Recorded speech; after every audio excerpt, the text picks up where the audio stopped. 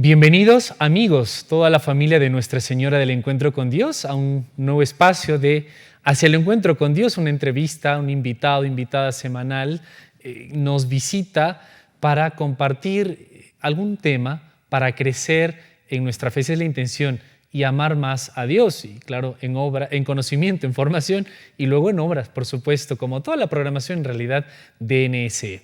Esta vez nos volvemos a conectar, vamos a realizar una entrevista interconectados desde Perú, aquí en la ciudad de Arequipa, hasta Chile, la capital, Santiago.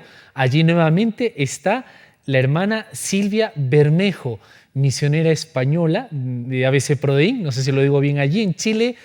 Toda una vida, hace unos encuentros nos decía que 30 y pico años por allí, si no me equivoco, realizando la labor de dar a Dios a los demás. Me imagino en la formación, en las obras también, como el tema de hoy, acerca de este tema tan bonito, el corazón de Jesús y sus promesas. Hermana, bienvenida nuevamente, muchas gracias. Bueno, igualmente encantada de estar aquí en este espacio compartiendo con ustedes. Bien, hermana, pues creo que para usted misma, ahora que yo revisaba, trataba de ver algún material, es realmente un honor, qué bonito poder revisar todos los temas de nuestra fe que son tan preciosos, como un motor muy bien engranado, todo concuerda, pero especialmente ahora a la devoción al corazón de Jesús queremos compartir las promesas, recordarlas, que siempre nos vienen bien. Sí, me imagino que también para usted, y por eso nuestro inspirador, el padre Rodrigo Molina, como tantas personas de Dios santas, ponía tanta fuerza, tanto empeño en que se promueva y se quiera también la devoción al corazón de Jesús. ¿Verdad, hermana? ¿Es así? ¿Y Así es. cómo podríamos empezar una introducción para alguien que más o menos le suena o no conoce mucho a qué nos estamos refiriendo? Bueno, el corazón de Jesús es un símbolo, podríamos decir, ¿no? El símbolo del amor de Dios. El amor siempre lo representamos por medio de un corazón. Los enamoramientos, los enamorados, expresan su amor o lo simbolizan por medio de un corazón. Y así ha querido Dios también expresar, concretar su amor en un símbolo, y ese símbolo es su corazón. Consideramos que el corazón es el que de alguna manera contiene, no es la palabra exacta, pero el amor. ¿De dónde procede el amor? El amor procede del corazón. Entonces, bajo ese símbolo del corazón es que Dios ha querido representarnos su amor. Y Cristo es el Verbo encarnado, Dios hecho hombre entre nosotros, es alguien tangible que nosotros, de alguna manera, sobre todo los contemporáneos, pudieron ver y palpar, como decía San Juan en su Evangelio. Y ha quedado representado, como digo, bajo ese símbolo del corazón, ese gran amor que Dios tiene a los hombres. Y eso es lo que Él ha querido manifestar a través de las revelaciones que le hizo a Santa Margarita María de Alacoque. De alguna manera quiso recordar a los hombres ese gran amor, ese amor que se vuelve un amor concreto, porque los hombres, como somos cuerpo y alma, necesitamos la parte sensible y la parte práctica. Y el corazón de Jesús es como esa parte práctica del amor de Dios, y esas son sus 12 promesas. En concreto, ¿cómo nos ama Dios, por decirlo de alguna manera? Yo noto el amor de mi madre porque me besa, me abraza, me prepara la comida que me gusta, me perdona. Tiene miles de detalles que me demuestran su amor. Cuando los detalles se acaban en una pareja, decimos que se acabó el amor, ¿no? Que el amor está hecho de detalles, se demuestran esos detalles. Entonces, de alguna manera, esas promesas del corazón de Jesús son esos detalles, esas cosas concretas que nos demuestran, que nos muestran, que nos acercan ese amor que Dios nos tiene. Entonces, yo diría que el corazón de Jesús es el amor de Dios. La devoción al corazón de Jesús es la devoción al amor de Dios. Precioso, hermana.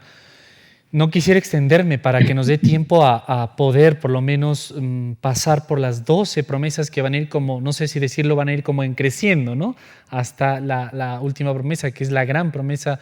Sin embargo, mm, me sugiere su introducción el hablar de un tema capital para el hombre. Hoy estamos en un tiempo de crisis, valga la pena, no sé el hombre en qué tiempo de crisis no ha estado, ¿no? Pareciera a veces que la nuestra es la más crítica, y la historia nos demuestra que ha habido también circunstancias muy difíciles. En esta circunstancia pareciera, hermana, que es como provocador lo que nos recuerda usted, nos viene diciendo, porque pareciera que nos está comentando que el hombre debe dejarse amar, ¿no? Porque habla un tema de amor. En primer lugar, pareciera que nos está usted hablando de, o la iglesia, porque sé que no es su opinión propia, ¿verdad? Es lo que se procura en ese también. Pero nos podríamos estar quedando solo en un sentimentalismo, ¿no? Vamos a hablar de amor, de estas confidencias, de enamorados, cuando ahora nos parece también que lo que nos va a dar las soluciones es la tecnología. Estamos hablando ya de redes de altas velocidades cada vez más, dispositivos inteligentes, entre comillas.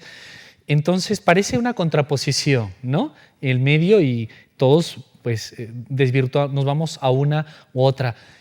El drama del hombre quizá pueda resumirse, hermana, en ese amor, en dejarse amar, ¿o es mero sentimentalismo? No, es una dimensión importante del hombre, la dimensión del amor. O sea, el hombre somos cuerpo y alma, en nuestra parte espiritual es inteligencia y voluntad, y la voluntad, por decirlo así, es la que ama. Nosotros estamos hechos para amar y para ser amados. Digamos, la gran realización del hombre es poder amar. Y poder amar no con un sentimentalismo ni en el placer, o sea, no, porque confundimos placer con amor. O sea, lo que me da placer es lo que me ama o amo, no. El amor va mucho más allá porque es un acto de la voluntad, es un acto de querer. Entonces, no todo acto de amor me da placer. Cuando usted habla de sentimentalismo, yo lo veo en ese sentido. Busco el placer, no. El amor no busca el placer. De hecho, Cristo, el acto supremo de su amor, fue morir por nosotros en la cruz para salvarnos, y no creo que eso le diera, o sea, no le daba mucho placer. Entonces, una mamá que está al pie de la cama cuidando a su hijo enfermo, velando noche tras noche, agotada, placer que placer a nivel sentimental puede encontrar, y sin embargo está amando, ¿no? O una esposa que está al lado de su esposo agonizante o viceversa, qué placer puede encontrar en ese momento y está amando. Entonces, el amor es una entrega, el amor es un servicio, el amor es hacer un bien al otro a pesar de que tal vez yo tenga que sufrir y dejar algo de mí, que ese es el amor que Dios nos ha dado. Eso también va en mi relación con Dios. Ajá. Eso también va con mi relación con Dios, y de Él conmigo y yo con la de Dios. Totalmente, porque yo respecto a Dios tengo que dejar muchas cosas que tal vez me interesen, me apetezcan, pero que me apartan de Él, entonces tengo que dejarlo, ahí demuestro mi amor. Cuando yo dejo cosas que tal vez me pudieran satisfacer, pero sé que me apartan de Dios y las dejo. Y la mayor prueba de amor que Dios nos ha dado ha sido muriendo por nosotros en la cruz. Qué mayor sacrificio. Y ahí está en la Eucaristía presente día y noche, a pesar de las ingratitudes del hombre. Él ha hecho una promesa de estar con nosotros, y yo resumiría el amor en esa energía, en esa fuerza que hay, en ese enardecimiento para hacer el bien al otro. ¿Qué necesita el otro? Cuando yo el amor lo baso en que el otro me haga un bien a mí, eso no es amor, eso es egoísmo. El amor es qué bien puedo hacer, cómo hago yo el bien al otro. Esto es brevísimo, se podría hablar mucho, pero como renovador, no sé, revolucionario, de lo que entendemos de amor. Y para continuar, hermana, bellísimo. Entonces, esto engloba este símbolo que nos decía al inicio del amor de Cristo, de este corazón, ¿verdad? Alguien se podría preguntar antes de entrar a las promesas propiamente, bueno, igual algún, pues, que se lo sacan un poco de la manga, ¿no? Los católicos, como siempre, sacando enseñanzas que no son bíblicas, entre comillas, ¿no? No son bíblicas y un poco irracionales. ¿Podríamos decirle alguna palabrita a algún hermano nuestro que está así, le parece una devoción más? ¿O no es una devoción? ¿Qué es? O sea, es una devoción en el sentido de que es un culto, ¿no? En ese sentido es, digamos, una devoción. No es una devoción más porque es esencial a nuestra fe en el sentido de que estamos dando culto, adoración al Verbo encarnado, bajo un símbolo, como decía antes, el símbolo del corazón.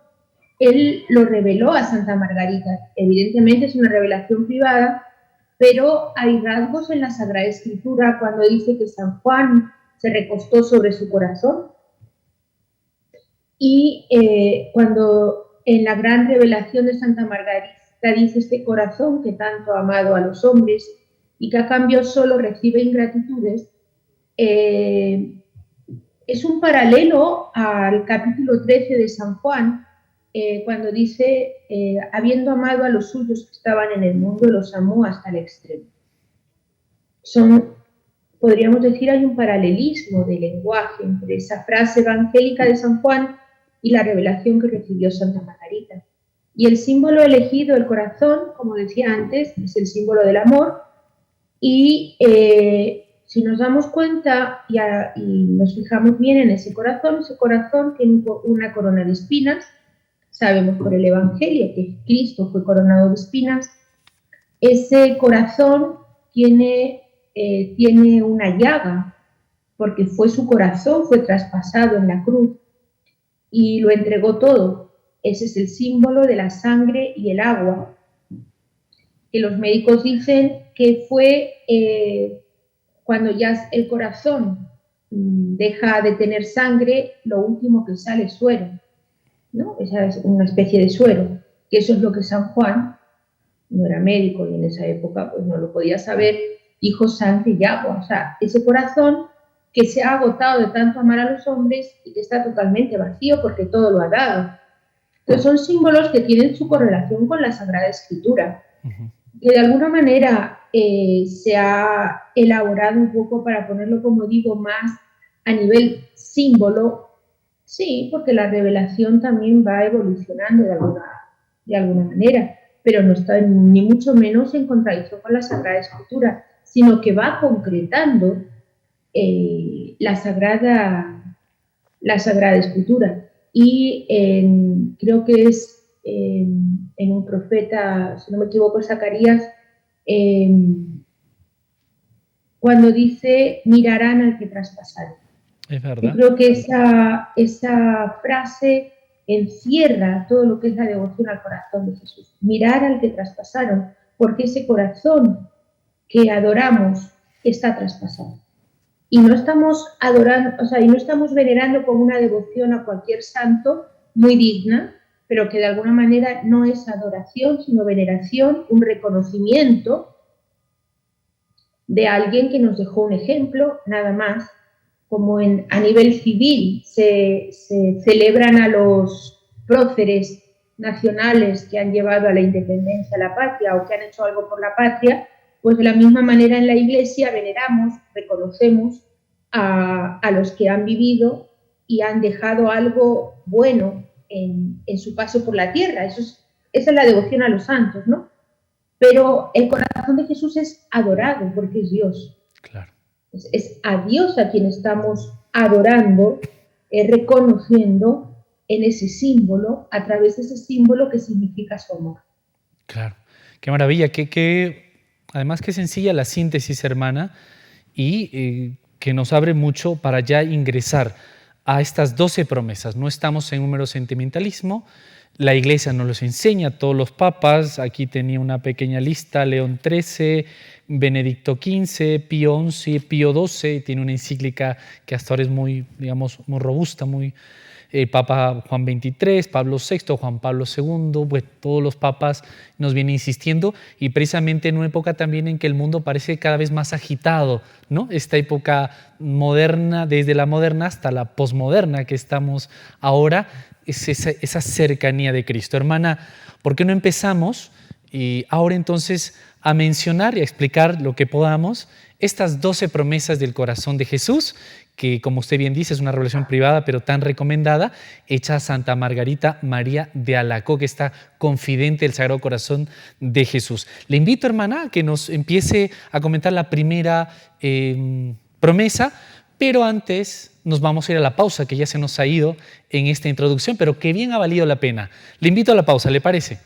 Muy bien. A los amigos de Nuestra Señora del Encuentro con Dios también, no se muevan, para empezar a conocer, a vivir, a recordar probablemente también estas 12 promesas del corazón de Jesús. Ya volvemos.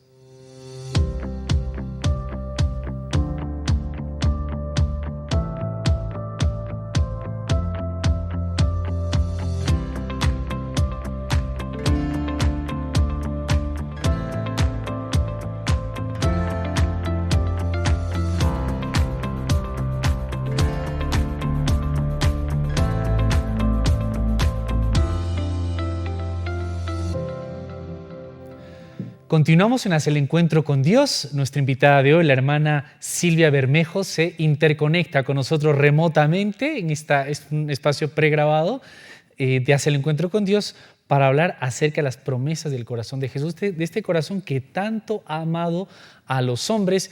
Yo me atrevo a decir no solo en pasado, sino en presente, ¿no? Que tanto ama a los hombres y lo hará hasta el final. Es la esperanza que salvará al hombre realmente. Que nos rodean a veces tantas cosas desalentadoras, desesperanzadoras, pero allí está Cristo en esta ternura de Dios, ¿no? Hermana, nuevamente gracias. Se interconecta, decíamos, desde Santiago de Chile, y es misionera de ABC Prodén allí, más de 30 años con toda esta labor. Bueno, hermana, gracias por la introducción de esta primera parte que nos ha hecho. Empecemos entonces desglosando estas promesas, que son 12, al corazón de Jesús. Muy bien. Bueno, la primera nos dice, las tengo acá: les daré las gracias que necesiten en su estado.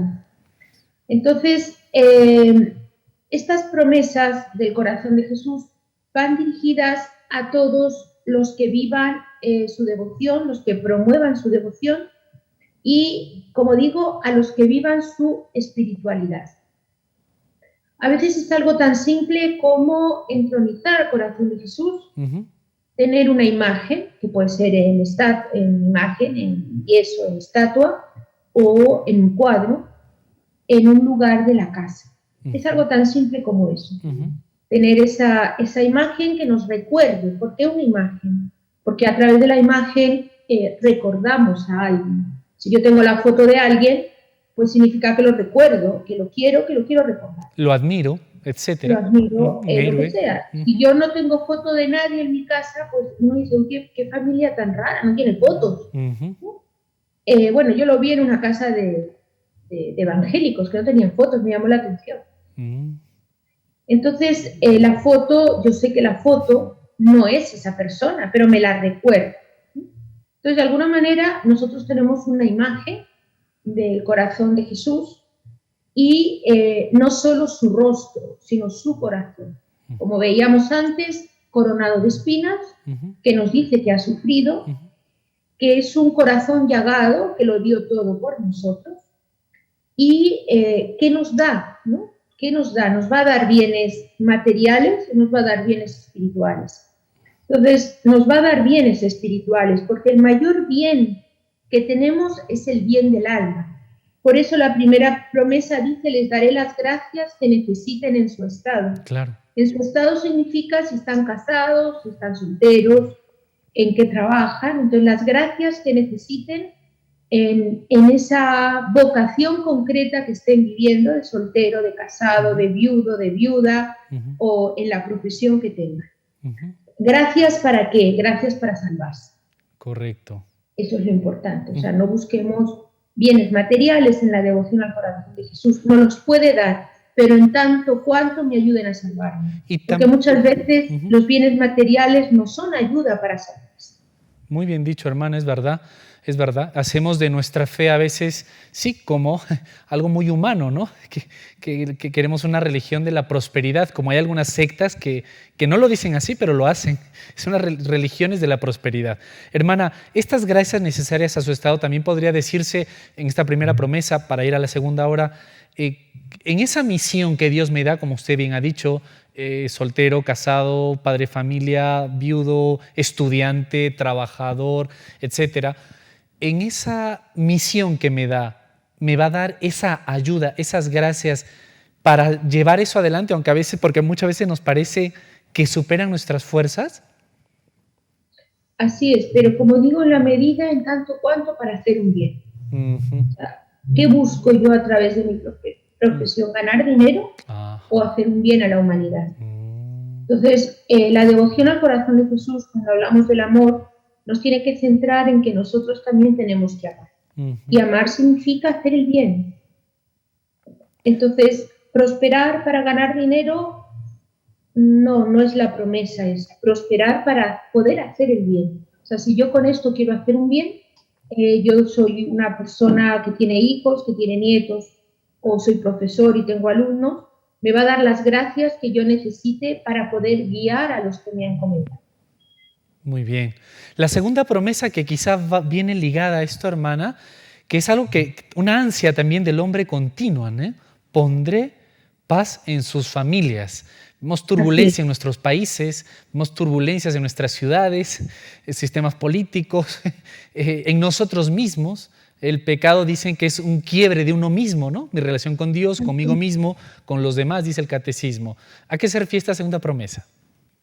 Pues eso, poner paz en las familias, algo que anhelamos, porque en la paz vamos a encontrar la felicidad.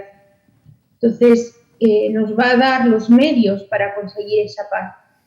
Poniéndome bien con Dios, me voy a poner bien con el hombre, porque hoy la ruptura viene porque en el hombre, porque hay tanta guerra, porque hay ruptura con Dios. Entonces, por eso está la guerra.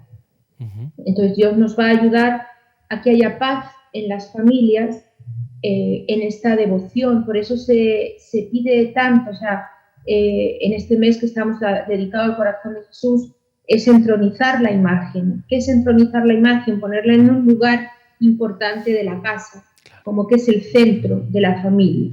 Y Él va a irradiar y nos va a ir dando los medios para ir alcanzando la paz. Qué bonito, hermana. Ciertamente en nuestras plazas, en nuestras ciudades, tenemos a veces la figura de un héroe, ¿no? Allí en la plaza principal, en un distrito, una comuna en Chile, creo le dicen, etcétera.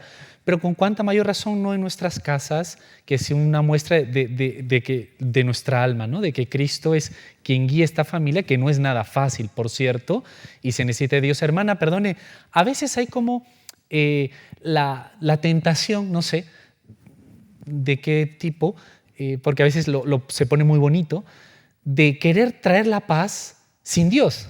Estoy hablando incluso a nivel personal. No está mal ir a un psicólogo, psiquiatra si se necesita. Dios los ha puesto también, ¿no? Con esa ciencia humana. Pero a veces vamos o podemos ir allí y no recurrimos a la gracia, a la conversión.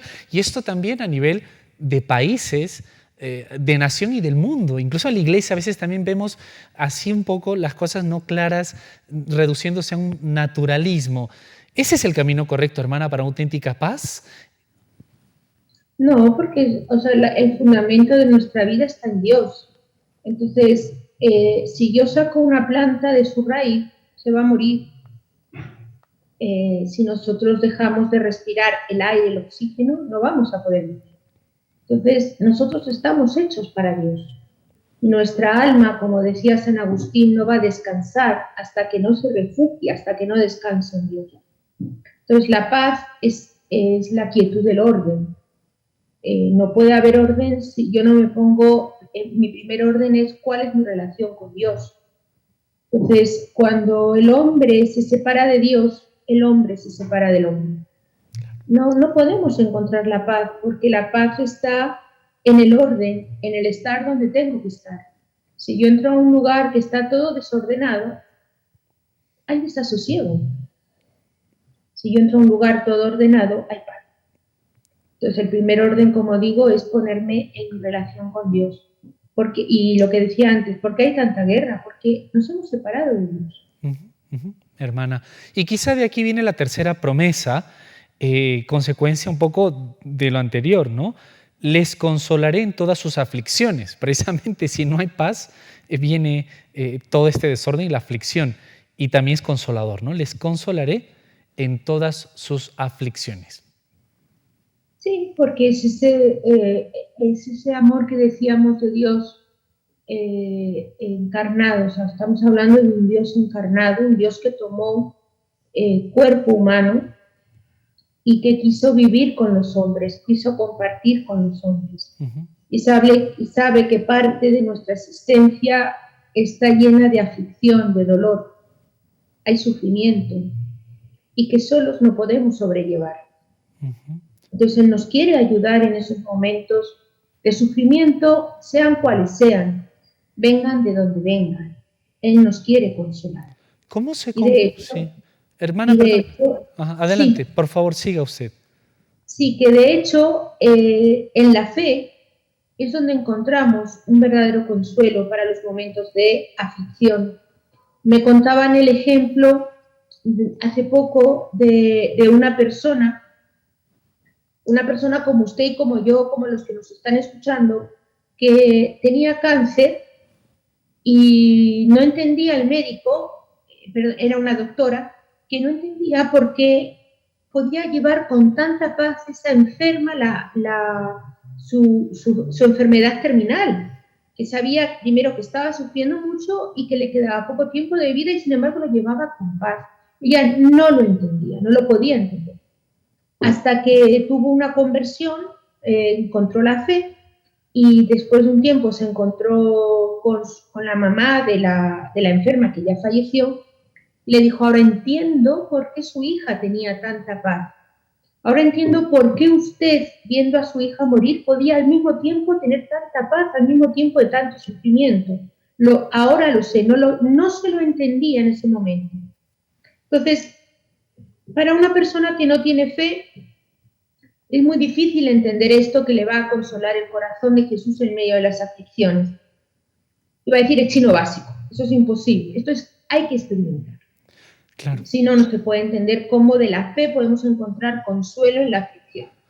Pues usted se me adelantó, era la pregunta que quería hacerle, porque precisamente a veces uno puede imaginarse que mi vida va a ser todo estar en la playa, ¿no? Sin dificultades, no, me han prometido que me consolarán en todas mis aflicciones, es decir, todo va a ser aquí color de rosa, pero con este ejemplo que nos ha comentado, que es del día a día, nos recuerda cómo se complementa, ¿no? Esa consolación no es como la del mundo, como usted nos dice. Y aquí viene a continuación la quinta promesa, la cuarta. La cuarta, que quizá es de las aflicciones que más angustian al hombre, ¿no? Porque intentamos salvarnos, pasar de enfermedades, circunstancias, pero hay una de la que ningún mortal ha escapado, no va a escapar ni lo hará, que es la muerte. Y dice la cuarta promesa, seré su refugio durante la vida y sobre todo a la hora de la muerte. Bueno, yo creo que está muy unida a la anterior. ¿Bien? Entonces, realmente el corazón de Jesús es un refugio. Un refugio porque sabes que todo lo que ocurre, porque Dios es omnipotente, todo lo puede y todo lo sabe. Y además nos ama. Es decir, es un poder y un querer al servicio del amor.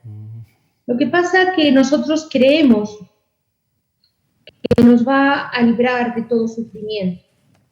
Y la promesa va en la línea de que todo sufrimiento va a tener un fin positivo, como puede ser la salvación del alma. O sea, todo va a ir para un bien espiritual. Al final, el bien es el que triunfa. Parece que triunfa el mal, parece, pero en realidad el bien ya está actuando y es el que va a triunfar. Y esa es la principal esperanza que nosotros tenemos. Cuando decimos que nos refugiamos en el corazón de Jesús durante la vida, significa que sabemos que todo aquello que nos ocurre es para el bien de los que aman a Dios. ¿De qué manera? No se sabe, porque Dios no ha pedido que entendamos.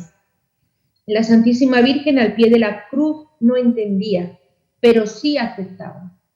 Entonces, lo que a nosotros nos pide el Señor es aceptación de esos momentos difíciles y que creamos que va a ser todo encauzado para un bien. Y sobre todo en la hora de la muerte. En la hora de la muerte, que está muy unida a la última, el Señor va a ser el refugio y va a ser la esperanza en ese momento trascendental. Que quizá es lo más incomprensible a veces para el hombre, sobre todo en casos como el que usted acaba de contar, una persona joven, un niño con cáncer, una persona buena incluso que sufra y muera. Quizá es lo que a muchas personas, en teoría, les hace apartarse de Dios porque no comprenden, ¿no? Y es difícil ese aceptar. Claro, pero es porque nosotros creemos que todo se reduce a esta vida. Y esta vida es temporal. Todos tenemos que morir. Entonces, a veces que ese niño muera a una edad temprana es para un bien de ese niño, porque no sabemos lo que el futuro le depararía a ese niño. Primero, si ese niño se apartaría de Dios y tendría la condenación eterna, y en ese momento se salva, o simplemente qué sufrimientos no tendría a lo largo de la vida que le han sido ahorrados. Es verdad que para los padres que quedan aquí es muy doloroso el ver partir un hijo. Dice que nadie debería ver partir un hijo, es morir a un hijo. Es uno de los sufrimientos más dolorosos y yo creo que de las heridas que nunca se cierran. Pero hay una esperanza, es para un bien. Ese niño, si ha muerto en gracia de Dios, como normalmente ocurre con los niños, está en una mejor vida. Se le han evitado un montón de sufrimientos y bajo esa expectativa es que tenemos que ver las realidades presentes, bajo la realidad de la vida eterna. No somos de aquí. Si nosotros reducimos todo al materialismo y que solo existe esta vida y no existe otra cosa, pues entiendo que uno se desespere. Pero estamos hablando de que creemos en la otra vida y que la otra vida es la que irradia y nos hace ver que todo lo que ocurre aquí tiene un porqué, una trascendencia hacia la vida eterna. Qué bello, hermana, que nos recuerde esto que nos dice la fe. La quinta promesa es: bendeciré abundantemente sus empresas. Es la traducción que yo tengo aquí. No sé si podríamos decir proyectos, ¿no? Emprendimientos, empresas de emprendimientos, esas labores que tenemos. Esto también resulta muy atrayente. ¿A qué se refiere, hermana, esta quinta promesa? Le invito a que lo haga en la pausa, después de la pausa, perdón, que nos toca a continuación. ¿Le parece? Muy bien. A los amigos de Nuestra Señora del Encuentro con Dios también. Si quieren saber qué significa, por ejemplo, esta quinta promesa, les invitamos a acompañarnos ya en el último bloque, que se ha pasado rapidísimo, hablando acerca de estas promesas de un corazón que nos ama eternamente. El corazón de Cristo, nadie nos va a amar como lo hace Dios, lo hace Cristo. Enseguida continuamos.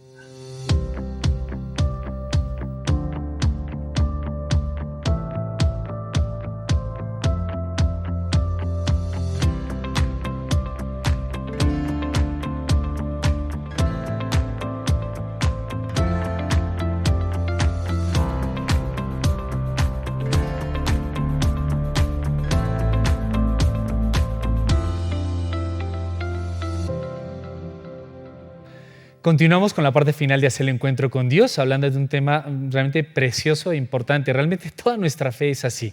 Las promesas del corazón de Jesús, del corazón de Cristo, tan actuales para el mundo de hoy como en la época donde se dan a Santa Margarita María Alacoque, pero también nos comentaba nuestra invitada de hoy, tiene su origen desde el Evangelio mismo, ¿no? Ya decía San Agustín, encontré esta frase por aquí, que el corazón de Jesús es la Biblia misma, la revelación misma, decía San Agustín. Es la hermana Silvia Bermejo quien hoy nos acompaña desde Santiago de Chile, interconectada en este programa. Hermana, nuevamente gracias por esta labor, también la que hace allí con las misioneras de ABC Prodeín, tantos años en Chile, y por compartirnos este tema catequético. Qué bonito. Hablando de las promesas del corazón de Jesús. Le habíamos dejado la quinta promesa para explicarnos y luego vamos a unir las demás promesas que nos están quedando. La quinta era: bendeciré abundantemente sus empresas. Bueno, empresa en el sentido de todo lo que uno puede emprender, por emprendimiento, puede comenzar. Porque hoy día empresa estamos hablando de negocio, ¿no? Sí. Entonces, de todo aquello que uno emprende, aquello que uno hace. Y sí que podríamos decir que esto está relacionado también con por supuesto, bendeciré abundantemente para que puedan hacer el bien, para que puedan ir con esa empresa al cielo. Claro. Pero también hay una bendición de tipo material. O sea, si ustedes acuden a mí, yo les voy a dar lo necesario, lo que dice el Señor en el Evangelio. Buscar primero el reino de Dios y su justicia, y todo lo demás se os dará por añadidura. Es verdad. Pues también hay una promesa de que Dios no va a faltar al que trabaja honradamente, no le va a faltar su sustento. Evidentemente, la pobreza está muy relacionada muchas veces con vivir apartados de Dios. Cuando hablo de pobreza, hablo de miseria, de esa pobreza que no te alcanza para nada. Está muy relacionada con los vicios. Una persona que es una persona de fe, una persona trabajadora, de hambre no se va a morir. Dios también lo va a bendecir. No le va a dar un palacio, va a bendecir la empresa para tener un palacio, nadie está diciendo eso, pero va a tener lo necesario. Y de hecho hay muchos empresarios que llevan bien su fe y son personas de éxito. Dios bendice sus empresas. Y que incluso han surgido desde niveles muy bajos, ¿no? Algunos casos, y han emprendido. Desde niveles muy bajos, Dios bendice las empresas, sí. Dios da prosperidad, Dios habla a través de su providencia. Es verdad. Entonces, ¿sí? Eso es una realidad. Y también hay otro, como cuando el Señor dice que dará el 100 por uno. Es verdad. Eso es una persona que comparte su pan. El Señor le va a dar el 100 por uno. Sí. Y yo tengo en mi vida diaria y con personas que trato esa experiencia, sí, de que yo doy 10 y el Señor me da el 100 por uno. O sea, sí, me lo va a multiplicar por 100. Es verdad, hermana, es verdad. Aquí mismo con NSE, allá también ustedes, cuántos benefactores, socios, colaboradores, a mí personalmente me dejan abierta su fe. Dan realmente lo de la viuda, pero con una fe y dicen, esto es para el Señor, para evangelizar en los medios de comunicación, y yo sé que Dios de algún otro modo me lo va a devolver como ya lo ha hecho. Yo me quedo abierto de boca con esa fe. Así es. Entonces, Dios va a bendecir abundantemente las empresas, sí. Va a haber el Señor puede y quiere muchas veces esa prosperidad, ese éxito. A lo mejor no el hacerse millonario para comprarse un auto de lujo, nadie está diciendo eso. Pero sí los medios que yo necesito para vivir dignamente, que eso Dios lo quiere. Dios quiere que trabajemos, que desarrollemos este mundo y que vivamos dignamente dentro de este mundo. Así es, no miseria, la pobreza sí es una virtud. Vamos a unir las siguientes promesas, pero antes, al acabar esta quinta promesa, hermana, me hacía recordar, pensar lo pobre que son los planteamientos de ideologías, políticas económicas, que piensan que dándole más dinero al pobre o subvencionando de todo tipo va a salir de allí si no hay una mejor espiritual, no sé, interna, como usted decía, que cuántas veces esas personas están ligadas también un poco a algún vicio, ¿no? Entonces, lo pobre que es entender así cualquier ideología de todo tipo, ¿no? Me ha hecho pensar. Hermano, entonces unamos, como usted nos comentaba en la pausa, la sexta promesa, la séptima promesa, la octava y décima, amigos de NC porque tienen cierta relación y además nos va a permitir explicar y llegar mejor a la gran promesa, ¿no? Que es la última y que conviene explicarla. Voy a leerlas para que la hermana Silvia nos la comente. La sexta es: los pecadores hallarán misericordia. Levantemos la mano muchos de nosotros, que estamos, gracias a Dios, dentro de la iglesia por estas promesas. La séptima: los tibios serán fervorosos. Pidamos esa gracia. Octava: los fervorosos se elevarán rápidamente a gran perfección. Y saltamos a la décima: las personas que propaguen esta devoción tendrán su nombre escrito en mi corazón y jamás será borrado de él. Aquí vemos, nos está poniendo distintos estados, ¿no? El pecador, el tibio y el fervoroso. Es verdad. Yo creo que todos nos podemos considerar pecadores de alguna manera, o somos tibios o hemos pasado por la tibieza, y todos queremos el fervor. Entonces nos está diciendo el Señor que nos va a dar gracia para dar un paso más.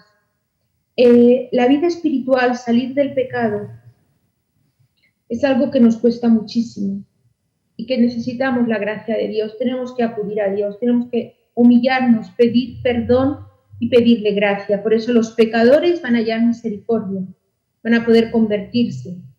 Los tibios, los que no sienten ese amor, la tibieza es esa falta de amor, van a alcanzar ese amor. Y los que ya son fervorosos van a llegar a una gran perfección. Es decir, nos está diciendo que nos va a dar toda su gracia para ser mejores.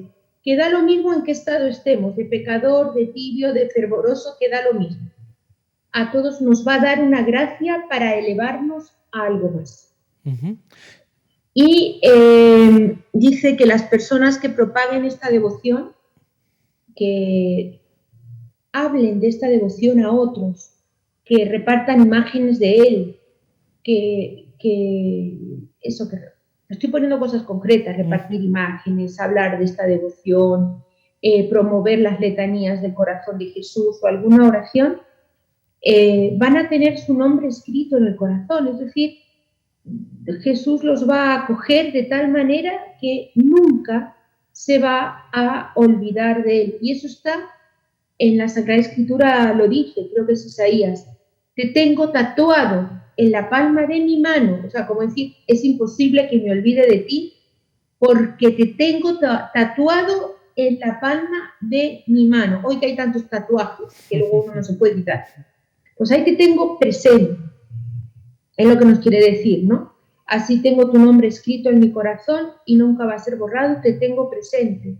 O hay un salmo que dice: Jerusalén, si me olvido de ti, que se me paralice la mano derecha. Yo a veces también pienso, muy bien, lo decían los que estaban desterrados de Jerusalén, pero también a mí me habla del amor de Dios. Si me olvido de ti, que se me paralice la mano derecha, es decir, es imposible que me olvide de ti. Qué bonito. Hay de cosas de las cuales no se puede olvidar el corazón de Jesús. Claro. Y es esa persona a la cual amo. Entonces, por eso va a dar tantas gracias a los pecadores, a los tibios, a los mismos fervorosos, porque no nos olvida, nos tiene tatuado en su corazón. Tu nombre está escrito en mi corazón. No solo está escrito, no es solo tinta que moja un papel, es un tatuaje, un sello indeleble en su corazón, en la palma de sus manos, en la niña de sus ojos, que son expresiones todas bíblicas. Claro. Que estoy tomando. Que nos estimule esto, hermana, para ya avanzar. La novena no la vamos a decir, ya le hemos dicho un poquito, en el primer bloque un poquito, en el segundo, que es: bendeciré los lugares donde la imagen de mi corazón sea expuesta y venerada. Lo habíamos dicho un poquito en el primer bloque, en el segundo también lo hemos mencionado con ejemplos prácticos que nos dijo la hermana. Y ahora... les daré la gracia de mover los corazones más endurecidos, ¿no? Así es, adelante. Entonces, que también va muy unido a lo que hemos dicho. Yo esta promesa pienso en los sacerdotes, sobre todo. Claro. En los sacerdotes. Y yo he tenido la suerte de conocer un sacerdote muy devoto del corazón de Jesús, muy devoto, y realmente el Señor le ha dado una gracia muy grande para poder ayudar y convertir a los corazones más endurecidos. Hay ejemplos muy bonitos a lo largo de la historia de cómo apóstoles del corazón de Jesús han podido llegar a almas que no querían absolutamente nada con Dios, absolutamente nada. Sin embargo, Dios ha vinculado a palabras y a gestos intrascendentes, podríamos decir. Intrascendentes porque uno puede decir, bueno, ¿y cómo esta palabra o este gesto puede tener un fruto tan grande de conversión? Porque el Señor lo hace así, que a lo mejor simplemente pues el estarse preocupando por su estado de salud, al otro le llega al alma y dice, Padre, me quiero confesar. Pero si el Padre no le ha hablado de confesión, solo le ha preguntado cómo está su salud. Mi salud mal, pero mi alma peor, confiese. Eso solo lo puede dar el corazón de Jesús. Entonces, de alguna manera, lo mismo podríamos decir para una madre que esté muy preocupada, una mamá que esté muy preocupada por la salvación de su hijo, o de su hija, o de su esposo, o de quien sea. Lo mismo el papá. Tenga devoción al corazón de Jesús, que Dios le va a ayudar a convertir el alma de esa persona que canta. Qué bello y qué esperanzador, qué alentador. Hermana, nos quedan unos poquitos minutos para que culminemos las promesas. Adelante. Bueno, la última, te prometo, en la excesiva misericordia de mi corazón, en la excesiva misericordia de mi corazón, es bien bonito esto, que su amor omnipotente concederá a todos los que comulguen 9 primeros viernes de mes seguidos la gracia de la penitencia final. Es decir, que comulgando en gracia de Dios 9 primeros viernes de mes seguidos, se va a conseguir el no morir en pecado. Y lo quiero resumir con un ejemplo que contaba un sacerdote. Creo que estaban en guerra y en una persecución religiosa y había pocos sacerdotes. Y entonces había un abuelito que estaba en una casa y estaba pues para morir. Entonces el médico le decía que le faltaba muy poco tiempo y él decía que no, que él todavía no se moría, que él todavía no se moría, que él todavía no se moría. Y no podía entender el médico cómo el abuelito estaba como tan metido en que él no se iba a morir. Hasta que llegó un sacerdote de paso, se reveló como sacerdote, se confesó, comulgó y entonces dijo, ahora sí que me muero.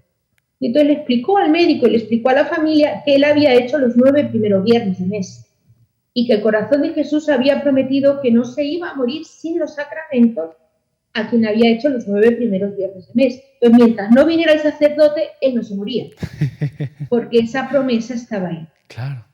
Entonces, yo ahora es que exactamente no me acuerdo bien, pero la manera que tuvo de llegar ese sacerdote ahí fue totalmente milagrosa. Uh-huh. Y cómo el Señor se valió pues de situaciones bien conflictivas, creo que se le averió el auto, algo así, o sea, y llegó a esa casa, de casualidad, no tenía que pasar ahí, nadie lo llamó porque no sabían que estaba, pero el abuelito estaba en que él no se moría hasta que no viniera un sacerdote, porque había hecho los 9 primeros viernes de mes. Uh-huh. Entonces, son promesas que el Señor vincula ese esfuerzo para decir, pero bueno, ¿qué tiene que ver una cosa con otra? No, no es que no tenga que ver, es que está el amor de Dios. Mira, hijo, te quiero tanto que si tú durante 3 días seguidos me limpias la sala y le dice la mamá a un hijo, yo te regalo un auto. Yo necesito saber que tú tienes un poquito de esfuerzo. Interés. De interés y yo te doy mucho más de lo que tú hagas. Claro. Bueno, entonces esos 9 primeros viernes es un pequeño esfuerzo que tenemos que hacer para ver que tenemos cierto interés y el Señor nos va a bendecir abundantemente en la hora de la muerte, es decir, morir sin sacramentos. Y va a mover los cables que sea necesario para que a mí me llegue un sacerdote y pueda recibir los sacramentos y pueda morir en gracia de Dios, que es lo más importante. Qué bonito con ese acto de generosidad que podemos tener, que al final nos lo suscita Dios mismo. Dios no se deja ganar en generosidad, como usted dice, y es sobreabundante. En un momento fundamental, la muerte, llegar bien preparado es prenda casi de entrada al cielo directamente, ¿verdad, hermana? Ahora que tanto, en este tiempo que tanto le tenemos un pánico a la muerte, quizá un poco deformado y excesivo, ¿verdad? Claro, por eso mismo, porque no tenemos fe, porque nuestra fe está dormida. Los católicos estamos un poco dormidos. Yo creo que el demonio, uno de sus aciertos es el dormirnos, el pasivo, nos da todo lo mismo, no nos ponemos en marcha para, no sé, nos cierran las iglesias, no sé, cosas como muy pasivas a veces, y no vemos la trascendencia que hay en lo que es la vida eterna. Es verdad. Entonces, ese perder de vista la vida eterna nos quita fuerzas para poder hacer los sacrificios que necesitamos para alcanzar precisamente esa vida eterna. Hermana Silvia, nos tenemos que despedir ya. Le dejo un minutito, por favor, quizá para culminar casi con lo que acaba de decir, pero al inicio lo comentó, el amor de Cristo como concretado hacia la Eucaristía, en la comunión. También lo dijo al inicio. Una palabrita al respecto, por favor. O sea, cuando dijo el Señor, he amado tanto a los hombres que los voy a amar hasta el extremo, me voy a dar en la cruz, voy a dar mi vida en la cruz. Quedó perpetuado ese momento de la cruz en la Eucaristía, en el sacrificio eucarístico que se celebra diariamente. Y es esa presencia real. Esa presencia real de Cristo en la Eucaristía, bajo las especies de pan y vino, y ese corazón que late en la Eucaristía. Es ese amor encarnado que está ahí, presente en la Eucaristía, que no se ve con los ojos materiales, con los ojos que tenemos en la cara, pero que sí tenemos que verlos con los ojos de la fe. Aunque sería muy bonito en algún momento poder ver los milagros eucarísticos que han ocurrido, para el Señor revelar que sí realmente está presente ahí en la Eucaristía. Como esos soldados que despiadadamente quisieron pisar las hostias y salió sangre. O aquel otro sacerdote, no sé si era un sacerdote que tiró una persona mala que quería profanar la Eucaristía, tiró la Eucaristía al fuego y el fuego salió, y la hostia salió volando. Entonces, son milagros eucarísticos.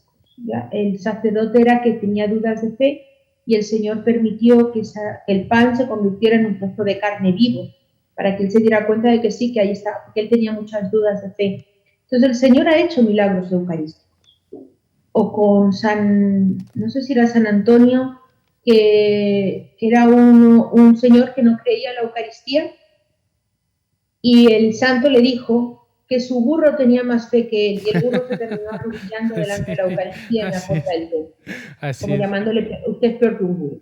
Así y puso el heno a un lado o la alfalfa para que comiera el burro, y la Eucaristía, dejó la alfalfa muerto de hambre y se puso de rodillas ante la Eucaristía. Así es. Son milagros que el Señor permite para hacernos ver esa presencia real a nivel de fe, de ese corazón que tanto, tanto, tanto ama a nosotros. Hermana Silvia Bermejo, desde Santiago de Chile, misionera de ABC Prodeín, muchas gracias por acompañarnos hoy y esperamos tenerle en otra ocasión. Muchas gracias y encantada de haber compartido con ustedes. A los amigos de NS, no se muevan, que en nuestra programación tenemos mucho más acerca de este corazón que tanto nos ama, el de Cristo. Hasta pronto.